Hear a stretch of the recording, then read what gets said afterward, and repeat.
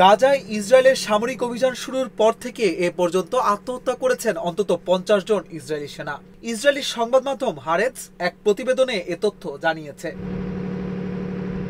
IDF এর বরাতে Israeli সংবাদ মাধ্যম হারেটস জানায়, অভিযান শুরুর পর দায়িত্বরত অবস্থায় 2023 সাল শেষ হওয়ার আগে আত্মহত্যা করেছেন 7 জন ইসরায়েলি সেনা। পরে 2024 সালে এ সংখ্যা দাঁড়ায় 21 জনে এবং 2025 সালের জানুয়ারি থেকে এ পর্যন্ত আরো 17 জন সেনা আত্মহত্যা করেছেন। আর দায়িত্ব ছাড়ার পর আত্মহত্যা করেছেন অন্তত 12 জন সেনা।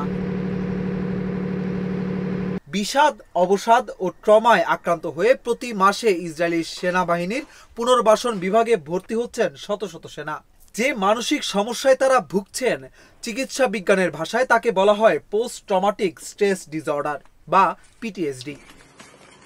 হারেটস জানায়, ইসরায়েলের সেনাবাহিনীতে মনোরোগ বিশেষজ্ঞ, মনোবিদ, সমাজকর্মী সহ মানসিক স্বাস্থ্য সংক্রান্ত পেশাদার ব্যক্তিদের বড় ধরনের ঘাটতি রয়েছে। এই ঘাটতির কারণে বিষাদ ও অবসাদগ্রস্ত সেনারা মানসিক স্বাস্থ্যের প্রয়োজনীয় সহায়তা পাচ্ছে না বলে উল্লেখ করা হয়েছে প্রতিবেদনে।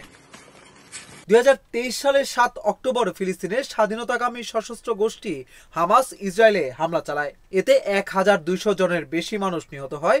এরপর গাজায় সামরিক অভিযান শুরু করে ইসরায়েলি প্রতিরক্ষা বাহিনী আইডিএফ।